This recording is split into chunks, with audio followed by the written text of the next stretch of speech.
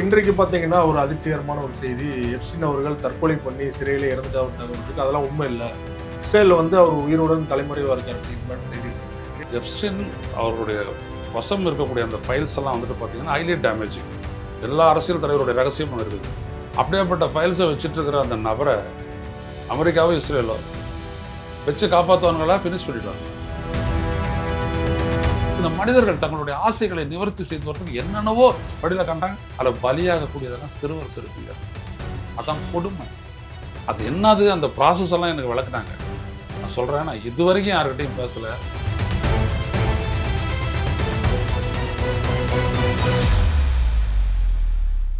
அரசியல் களம் நேயர்களுக்கு வணக்கம். இன்றைக்கு நம்ம நேர்களுக்காக மூத்த பத்திரிகையாளரும் அரசியல் திறனாய்வாளருமான திருமதி ஐயநாதன் அவர்கள் நம்மோடு இருந்திருக்கார். அவரோடு பேசலாம். ஐயா வணக்கம். வணக்கம். சமீபத்தில் எப்ஸ்டீன்ஸ் ஃபைல்ஸ் வெளியாகி உலகத்தையே உழுகுச்சு. அமெரிக்க அதிபர் ட்ரம்ப் வரை பலருடைய ஃபைல்ஸ்லாம் வெளியாகி அது சர்ச்சையானது. பிரதமர் மோடி அவருடைய பேர் கூட சில இடங்கள்ல அதில் அடிப்பட்டதாக தகவல் இருந்தது. இப்போ இன்றைக்கு பார்த்தீங்கன்னா, ஒரு அதிர்ச்சிகரமான ஒரு செய்தி. எப்ஸ்டீன் அவர்கள் தற்கொலை பண்ணி சிறையில இறந்துட்டா ஒரு தகவல் இருக்கு. அதெல்லாம் உண்மை இல்லை. இஸ்ரேல்ல அவர் உயிருடன் தலைமறைவா இருக்கார் அப்படிங்கிற மாதிரி செய்திகள் வந்துட்டு இருக்கு. எப்படி பாக்குறீங்க? எப்ஸ்டீன் அவருடைய வசம் இருக்கக்கூடிய அந்த ஃபைல்ஸ் எல்லாம் பார்த்தீங்கன்னா ஹைலி டேமேஜிங். எல்லா அரசியல் தலைவருடைய ரகசியமும் இருக்குது. அப்படியேப்பட்ட ஃபைல்ஸை வச்சுட்டு இருக்கிற அந்த நபரை அமெரிக்காவோ இஸ்ரேலோ வச்சு காப்பாற்றுவாங்களா, ஃபினிஷ் பண்ணிடுவாங்களா? FBI என்ன பண்ணும்? தொடச்சி அடிச்சிடும். சிறையில் எப்படி ஒருத்தன் சாவான்? சிறையில் தற்கொலைன்றது எப்படியா சாத்தியம்? சிறையில் உங்கள் கையில் ஒரு ஸ்பூனை கூட கொடுக்க மாட்டான். ரைட்டுங்களா? அப்படியேப்பட்ட இடத்துல நீங்கள் அதை எப்படி செய்வீங்க? எனவே இதெல்லாம் பொய். எப்ஸ்டீன் ஃபைலை பொறுத்த வரைக்கும் என்னென்னா, நாம் அதிர்ச்சி அடையக்கூடிய பல பயங்கரமான உண்மைகள் அதில் இருக்குது. அதாவது என்னென்னா, நாம் பெரிய மனிதர்கள், பெரிய இண்டஸ்ட்ரியலிஸ்ட்டு, பெரிய தலைவர்கள் அப்படின்னு சொல்லக்கூடியவங்கெல்லாம், செலிப்ரிட்டிஸு, நடிகர்கள் அப்படின்னு நம்ம சொல்லக்கூடியவங்கெல்லாம் அவர்களுடைய வக்கிரமான எண்ணங்கள், சிந்தனை, ஆசைகள் அதை தீர்த்துக்கிறதுக்கு அவங்க என்னென்ன வழிகளெல்லாம் நாடினாங்க அப்படின்றது தான் எப்ஸ்டீன் ஃபைல்ஸ். அதில் குறிப்பாக என்ன அப்படின்னீங்கன்னா, சிறுவர் சிறுமியர்களை இவங்களுடைய பாலியல் நோக்கிற்காக, ஆசைக்காக சீரழிச்சது. அதுதான் ரொம்ப பெரிய விடயம். அது எனக்கு தெரிஞ்சு அதனுடைய முழு உண்மையை வெளியில் வராது. இதை பற்றி எங்கிட்ட ஒரு மூத்த ஒரு அதிகாரி ஒருத்தர் பேசும்போது உள்ளபடியே ஒரு 2 மணி நேரத்துக்கு எனக்கு தூக்கமே வரல. அவர் என்ன பண்ணுறாரு அப்படின்னோம்னா, இதை நீங்கள் தான் வெளிப்படுத்தணும் அப்படின்றாரு. சிந்திச்சு பார்த்ததில் எனக்கு ஒன்று தான் தெரிஞ்சிச்சு. இது சமூகத்தை மிகப்பெரிய அளவுக்கு பயங்காட்டும், அச்சுறுத்திடும். ஆனால் எதுவுமே நடக்காது. ஏன்னா சம்மந்தப்பட்டவங்க அப்படிப்பட்டவங்க. ஒரு நாட்டினுடைய உச்ச அதிகார பீடத்தில் இருக்கிறவங்க தான் இதிலெல்லாம் ஈடுபட்டிருக்காங்க. ஏன்னா அவங்களுக்கெல்லாம் அதெல்லாம் ஒரு ப்ரொடெக்ஷன் இருக்குது. அதனால் அவங்க அப்படியே இருக்கிறாங்க. ஒருவேளை அவங்களுடைய பதவி இழந்தால் கூட வேறொரு நாட்டில் போய்ட்டு செட்டில் ஆகிடுவாங்க. பாதுகாப்பாக செட்டில் ஆகிறதுக்கு உலக அளவில் அவங்களுக்கு அந்த மாதிரி ஒரு கோஆப்ரேஷன்லாம் இருக்குது. ஏன்னா அப்படிலாம் அவங்க கார்பரேட்டுக்கு அந்த அளவுக்கு அவங்க உதவி இருக்கிறாங்க. இப்போ ஒரு மோடி வெளிநாட்டில் போய்ட்டு செட்டில் ஆகணும் அப்படின்னோம்னா, அவருக்கு ரிலையன்ஸ் இருக்கிறான், அம்பானி இருக்கிறான், அப்புறம் ரஃபால் அந்த நிறுவனம் இருக்குது. இந்த மாதிரி ஏகப்பட்ட நிறுவனம் அவங்களுக்கு உத்தரவு கொடுத்த நிறுவனங்களுக்கெல்லாம் அவங்ககிட்ட இருந்து அந்த ஏற்பாடெல்லாம் பண்ணி அவங்களாம் செட் பண்ணி வச்சுருக்காங்க. அவங்க போய்ட்டு செட்டில் ஆகிடுவாங்க. ஒன்றும் பண்ண முடியாது. அந்த உண்மை வெளிவராதுன்னு தெரிஞ்சதுக்கு பிறகு நம்ம பேசுறதுல என்ன இருக்குது? ஆனால் நம்ம புரிஞ்சு கொள்ள வேண்டியது என்ன அப்படின்னா, ப்ரொபிட்டி இன் பப்ளிக் லைஃப் அப்படின்றது சாதாரண விடயம் இல்லை. பொது வாழ்க்கை தோல்வி அப்படின்றது ஒரு மனிதனை சின்னதுலேருந்து நம்ம வாட்ச் பண்ணிகிட்டே தான் வரணும். அவன் ஒரு கவுன்சிலராகவோ, ஒரு சட்டமன்ற உறுப்பினராகவோ, ஒரு நாடாளுமன்ற உறுப்பினராகவோ, ஒரு அமைச்சராகவோ ஆகும்போது அவனுக்கு வாட்ச் பண்ணிகிட்டே தான் வரணும். என்ன எல்லா விதமான இல்காட்டன் வெல்த்தும் அது சமூகத்தில் ஒரு தீவினையை வளர்ப்பதற்கு தான் அது பயன்பட்டுக்கிட்டு இருக்குது. அப்போது அவங்கெல்லாம் அவங்களுடைய ஆசைக்கு அந்த பணம் ஏகப்பட்ட அளவுக்கு தூண்டும். நம்மளாம் பலரும் ஏன் அதெல்லாம் வேணாம்னு சொல்லிட்டு ஒரு அசிட்டிக் லைஃப், ஒரு துறவி மாதிரி வாழ்ந்தாங்க பல தலைவர்கள் அப்படின்னோம்னா, மெயினாக அதுதான். நம்முடைய பர்பஸ் இந்த மக்களுக்கு நல்லது செய்கிறது, அவங்களுடைய தேவைகளை நிவர்த்தி பண்ணுறது, அவ்வளவுதான். நமக்கு என்ன தேவை? நம்முடைய தேவை ரொம்ப கம்மி தான் அப்படின்னு சொல்லிட்டு அவங்க இருந்தாங்க. எனக்கு தெரிஞ்சு பெருந்தலைவர் காமராஜர் அப்படின்னோம்னா 5 வேட்டி 5 சட்டை. ஏன்னா அவருக்கு நிறைய வேர்க்கும் துண்டு, 10 துண்டை வச்சுருக்கலாம், அவ்வளோதான். அதிகபட்சம் அவர் என்னென்னா கோழிக்கறி குழம்பு. பின்னால் அதுவும் கிடையாது, அதையும் விட்டுட்டார். எம்ஜிஆர் சொல்லியிருக்காரு, நீங்கள் எங்கள் வீட்டில் ஒரு தடவை சாப்பிடணும் அப்படின்லாம். தொடர்ந்து பார்க்கலாம்னு அப்படியே சொல்லிகிட்டே வந்துருக்காரு. ஒரு முறை எம்ஜிஆர் கேட்டுட்டாரு, இப்படி தான் சொல்லிட்டு இருக்கிறீங்க, வரவே மாட்டேங்கிறீங்க. அப்போ அவர் சொல்லியிருக்காரு, நீங்கள் வந்தால் ஒரு பெரிய விருந்தை கொடுப்பீங்க, ஒரு வேளை அது. அடுத்த வேளை மறுபடியும் நான் தயிர் சாதமோ ரசம் சோறு தானே, அது எனக்கு போகிறது தானே, அதனால தான் வரல, என்னை தப்பாக புரிஞ்சிக்காதீங்க. அவ்வளோதான். பேராசிரியர் மது தந்தவத்தே அப்படின்னு இருந்தார், ரயில்வே மினிஸ்டராக இருந்தார். அவர் ஒரு தடவை பேட்டி எடுக்க போகும்போது அவர் வந்துட்டு பாத்ரூமில் இருக்காரு அப்படின்னாங்க. சரி குளிக்கிறாரு போலன்னு பார்த்தோம்னா உட்காந்துட்டு அவருடைய துணியை துவச்சிட்டு இருக்காரு. யார்? இந்த நாட்டினுடைய ரயில்வே மினிஸ்டர். ஜார்ஜ் பெர்னாண்டஸ் எப்படி வாழ்ந்தாருன்றது உங்களுக்கு தெரியும். சமூக நீதி காவலர் விபி சிங், அவர் ராஜா ஆஃப் மண்டான்னுவாங்க. நான் அவரோட இருந்திருக்கிறேன், அவரோட பயணம் பண்ணியிருக்கேன். அவர் என்ன பண்ணுவார், ஹோட்டல்லேருந்து புறப்படும் போதே 2 சப்பாத்தியை ரோல் பண்ணிக்கிறவார், அவ்வளோதான். அதை எடுத்து அவருடைய அந்த சூட் கேஸில், ப்ரீஃப் கேஸ் ஒன்று இருக்கும், அதில் வச்சுக்கிறவார். போயிட்டு மீட்டிங்லாம் முடிச்சுட்டு வந்துட்டோன்னா அது எல்லாரோடையும் உட்காந்துட்டு அதை சாப்பிடுவார். சாப்பிட்டு முடிச்சுட்டு அந்த பாக்கெல்லாம் இருக்கு இல்லையா, அதெல்லாம் போட்டுக்குவார், தூங்க போயிடுவார். 2 நாளைக்கு ஒரு ட்ரெஸ்ஸை எடுத்தாருன்னா 2 நாளைக்கு போடுவார். என் கூட ஜெகவீர பாண்டியன் ஐயா இருந்தார், அண்ணன். அவர் சொல்லுவார், saab why don't you change new ட்ரெஸ்ஸுன்னு. Pandian, what is wrong with this? அவர் உட்காந்து காட்டன் இல்லையா, அது முட்டிக்கிட்ட வந்துட்டு அப்படியே ஒப்பிக்கிட்டு நிற்கும். கவலையே பட மாட்டார், அப்படியே பேசுவார். அவர் சொன்னார், இந்த பயணத்தில் போது என்னை எந்த வீட்டையும் எடுத்துகிட்டு போய் உட்கார வைக்காதீங்க அப்படின்ட்டு. நான் யார் வீட்டுக்கும் போக மாட்டேன், யார் வீட்டில் எது கொடுத்தாலும் சாப்பிட மாட்டேன். சமூக நீதி காவலர் விபி சிங்கை வந்துட்டு நாங்கள் எங்கேயும் தனியாக எடுத்துகிட்டு போய்லாம் வைக்க முடியாது. அவர் இங்கே வந்தாருன்னா கவர்மெண்டோடைய கெஸ்ட் ஹவுஸில் தான் தங்குவார். இல்லை அவருக்கு ஒரு சீஃப் மினிஸ்டராக இருந்திருக்கிறாரு, டிஃபென்ஸ் மினிஸ்டராக இருந்திருக்கிறாரு, ஃபினான்ஸ் மினிஸ்டராக இருந்திருக்காரு, பிரைம் மினிஸ்டராக இருந்திருக்காரு. அதற்குரிய அன்றாட தொகை இருக்கு இல்லையா, அந்த தொகைக்கு உட்பட்ட இடத்துல அவர் வாழ்வார். அதில் தான் எங்களுக்கு சாப்பாடு வாங்கி கொடுப்பாரு. அவருக்கு மீன் ரொம்ப பிடிக்கும். சொல்லுவார், மீன் வறுத்து எடுத்துகிட்டு வரட்டுமான்னு. வேண்டாம் பாண்டியன், என்ன நான் கொடுக்கலாம், எனக்கு நீங்கள் இளநியை வாங்கி அதை ஒரு பாட்டிலில் ஊற்றி ஃப்ரிட்ஜில் வச்சு ஏர்போர்ட்டில் எடுத்து வந்து கொடுங்க, நான் எடுத்துகிட்டு போகிறேன். இவ்வளோ தாங்க. சுடு தண்ணியும் இளநியும் தான் நாங்கள் கொடுத்தது அவருக்கு, வேறு எதுவுமே இல்லை.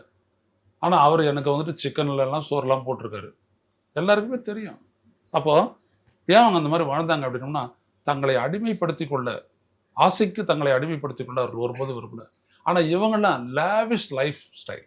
இப்போ மோடி போடுற கண்ணாடி என்னது, மோடி போட்டு கட்டுற வாட்ச் என்னது, மோடி போடுற சூட்டு என்னது, மோடி போடுற ஃப்ளைட் என்னது அப்படின்னு இவங்க வாடுறவங்க. ஆனால் அந்த அறிவு, அந்த சேவை மனப்பான்மையோடு அது ஒப்பிட்டா இது புண்ணாக்கு, எதுவுமே கிடையாது.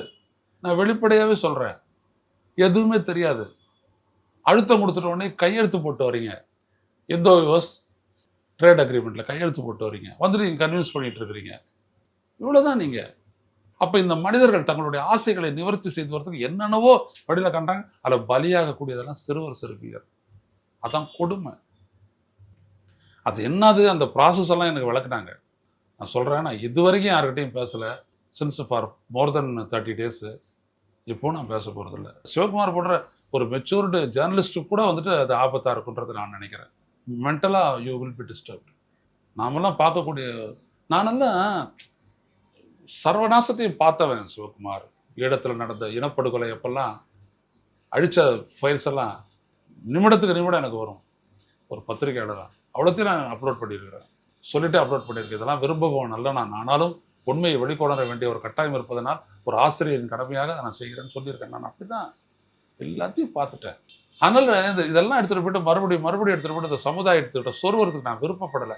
என்னுடைய ஈழமாமியம் புத்தகத்தில் கூட நான் அதெல்லாம் சொல்லியிருக்க மாட்டேன். இந்த ரத்த சகதியெல்லாம் பற்றி சொல்லியே இருக்க மாட்டேன். பிணவாடை அப்படியே அடிச்சது முள்ளிவாய்க்காலில். மாலை முரசு பத்திரிகை கூட எழுதினாங்க அந்த ரிப்போர்ட்டிங்லாம்.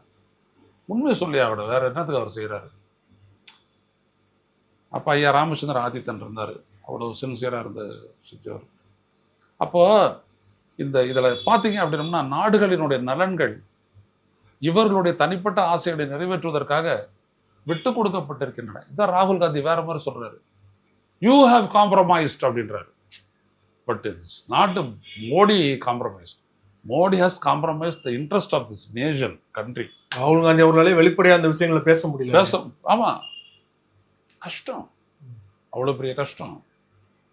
நீங்கள் ஒரு குழந்தைய நீங்கள் அப்படி அரவணைச்சு பார்க்கும்போது இருக்கக்கூடிய கஷ்டம். இன்றைக்கெல்லாம் வந்துட்டு இந்த உலகம் எப்படி போய் போச்சு அப்படின்னோம்னா, ஒரு 7-8 வயசு குழந்தைய வந்துட்டு கொஞ்சத்துக்கு கூட பயப்படுற அளவுக்கான ஒரு சூழலை உருவாக்கிட்டாங்க. முடிஞ்சு போச்சு, அவ்வளோதான். இதுக்கு மேலே ஒன்றும் இல்லை. உங்கள் பொண்ணு நல்லா இருக்கியாமா, அவ்வளோதான். முன்னாடிலாம் அப்படி ஓடி வந்து இந்தாண்ட உட்காந்துருக்கோம், இன்னொன்று இப்படி வந்து உட்காந்துருக்கோம், இன்னொன்று இப்படி சேரில் ஏறி இப்படி மேலே உட்காரோம். எல்லாத்தையும் காண்பிச்சிட்டாங்க. யார்? ஒரு சிலர், அவ்வளோதான். பெண்கள் வீட்டுக்கு போகிறோம் அப்படின்னோம்னாலே அந்த வீட்டில் இருக்கிறவங்களாம் சகோதரி அப்படின்ற ஒரு எண்ணத்தோடு போகக்கூடிய காலம் போயிடுச்சு. அப்போ இதில் வந்துட்டு நம்ம எப்ஸ்டீன் ஃபைல் எல்லாம் போயிட்டு நம்ம உள்ளே பூந்தோம் அப்படின்னோம்னா கொடூரம், கொடூரம், அவ்வளவு மோசமான ஃபைல்ஸ். அதெல்லாம் பார்க்குறீங்கள, எவ்வளோ ஒரு சிறுமியை வந்துட்டு முத்தமிடுறான்ட்டு, இன்னொரு லூஸு, எல்லாம் நீங்கள் அதிகாரத்தில் இருக்குது. இதெல்லாம் என்னத்தை நீங்கள் விவரித்து பேசுவீங்க? தன்னுடைய ஆசைக்கும் வைக்கிறதுக்கும் ஒருத்தர் இடம் கொடுத்துட்டான்னா எதுவும் எப்படியும் போகும். பொதுவாக எக்ஸ்ட்ரீம் திங்கிங் அப்படின்றது வந்துட்டு ஒரு மனிதனை எப்படி வேணாலும் கொண்டு போகும். அது பெரிய ஒரு உளவியல் பிரச்சனை. அதனால் அதை எல்லாரையுமே அப்படி நான் குறை சொல்லிடலை. என்ன சொல்கிறேன்னா, அப்படிப்பட்டவங்க அதிகாரத்துக்கு வரும்போது அவங்க என்ன செய்கிறாங்கன்றதை பாருங்கன்ற. அது மட்டும்தான் எப்ஸ்டீனை பொறுத்த வரைக்கும் ஒரு பெரிய விடயம். அதிகாரத்துக்கு வந்துட்டாங்கன்னா அவங்க எப்படி தங்களுடைய வைக்கிறோன்னா பின்னாடி போகிறது, கோயிங் ரிவர்ஸு, ஒரு தன்மை மானோட தன்மையிலேருந்து பின்னாடி போகிறது, அதான் வைக்கிறோம் அப்படின்றது. புரியுதுங்களா? அது மாதிரி தான் இருக்குது. இதில் யாருமே தண்டிக்கப்பட வாய்ப்பு இல்லை. அதில் வந்து நீங்கள் உறுதியாக யார் வந்துட்டு நிரூபிக்கிறது? எந்த படமும் கோர்ட்டில் செல்லாதுன்றாங்க. அமெரிக்கா கோர்ட்டில் can be done, but let us wait and see. ஏன்னா அங்கே பார்த்தோம்னா அங்கே எவ்வளோ பேர் இருக்கிறாங்களோ இன்னும் தெரியாது. அதனால் இந்த விடயத்தெல்லாம் என்ன அப்படின்னோம்னா, பெரியவங்க படித்தவங்க இந்த எப்ஸ்டீன் ஃபைலை பற்றி எவ்வளோ தெரிஞ்சுக்கிறீங்களோ தெரிஞ்சுக்கங்க, விவாதிக்காதீங்க, அவ்வளோதான். அது அவ்வளோ பெரிய மோசடியானது, அவ்வளோ பெரிய கொடூரமானது. அப்படிப்பட்ட ஒரு நிகழ்வு இந்த உலகத்தில் நடந்திருக்குது. அவனுக்குன்னு ஒரு ஐலாண்டு ஒரு கணக்கு வாத்தியார், அவன் அந்த மாதிரி சிறுவ முடிக்காதவன் கணக்கு வாத்தியார். அவன் வந்துட்டு பெரிய இடத்தினுடைய ஆதரவோடு அவன் வந்துட்டு ஒரு ஐலாண்டே வாங்கியிருக்கிறான். அதோடு இல்லாத அந்த ஐலாண்டுக்கு மெயின்லேண்ட் அமெரிக்காவில் இருந்துட்டு விமான சேவையெல்லாம் நடத்தியிருக்கிறான். அவங்க சாட்டர்டே சண்டேல வந்து அனுபவிச்சுட்டு போகக்கூடியது. யார் அவன் இரையாக்கி இருக்கிறான்றதை பாருங்கள். அப்படியே ஏதோ ஒரு மெஸ்மரைசிங் பண்ணக்கூடிய எபிலிட்டி இருக்கும் போல அவன் அப்படியே இந்த சிறுவர்களை எல்லாம் அப்படியே எடுத்துகிட்டு போயிட்டு மாட்டான். 2 சிறுமிகள் பண்ண கம்ப்ளைண்ட்டில் தான் அது வெளில வந்திருக்கு. அதுக்கப்புறம் தான் FBI எடுத்துருக்கிறான். ஒன்றும் வேண்டாம், நம்மளுடைய மடப்புறம் காவலாளி அஜித்குமார் கொல்லப்பட்ட விடயத்தை எடுத்துக்கோங்க. நகையை காரில் வச்சுட்டு சாவியை கொடுத்து அவனை பார்க் பண்ண, மீண்டும் வந்து பார்த்தபோது நகை இல்லை அப்படின்னு சொல்லிட்டு நிக்கிதான்ற அந்த பெண்மணி கொடுக்குறாங்க. உடனே அந்த பெண்மணியினுடைய இது என்ன அப்படின்னா, ஒரு டிஎஸ்பி ஆளெல்லாம் அனுப்பி அவனை போட்டு அடின்னு அடித்து டார்ச்சர் பண்ணி மிளகா தூவி, அப்புறம் தண்ணி கேட்டால் அதுலேயும் மிளகாத்தூளை கரைச்சி கொடுத்து அவ்வளோ பெரிய சித்திரவதை பண்ணி சாவடிச்சிட்டாங்க. அன்றைக்கி சிபிஐ என்ன சொல்லுது?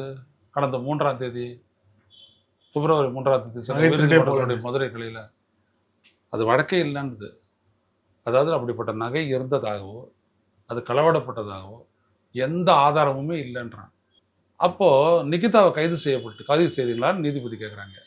நாங்கள் ஃப்ரெஷ்ஷாக ஒரு சார்ஜ் ஷீட்டை ஃபைல் பண்ண போகிறோன்றாங்க. இன்ன வரைக்கும் நிகிதா கைது செய்யப்படல. இது என்னது? இதை நம்ம ஒரு எப்ஸ்டீன் ஃபைல் போல. இது அப்படியே உள்ள இருந்துட்டு அப்படியே ஒரு வெறி வந்துட்டு வெளியில் வருது. ஒரு இளைஞன், ஒரு ஒரு கோயிலுடைய காவலாளி, என்ன சம்பளம் அவனுக்கு இருக்கும்? அவன் வீட்டை காப்பாற்றிட்டு அதை பண்ணிகிட்டு இருக்கிறான். அவங்க அம்மா என்ன சொல்கிறாங்க? என் பிள்ளை மேலே ஒரு திருட்டு பட்டம் இருந்துச்சு, அது இப்போ விலகிடுச்சு, இந்த திருட்டு பட்டம் கட்டினோட சும்மா விடக்கூடாது அப்படின்னு சொல்கிறாங்க. ஆனால் இந்த நாட்டு காவல்துறையும் சிபிஐ ஏதாவது செய்யுமா? சிபிஐ இவங்க தான் பிடுங்க போகிறாங்க கரூர் மக்களுக்காக. ரொம்ப நன்றி. அரசியல் சார்ந்து பல்வேறு விஷயங்களோட பார்த்து கொண்டீங்க. கரண்ட்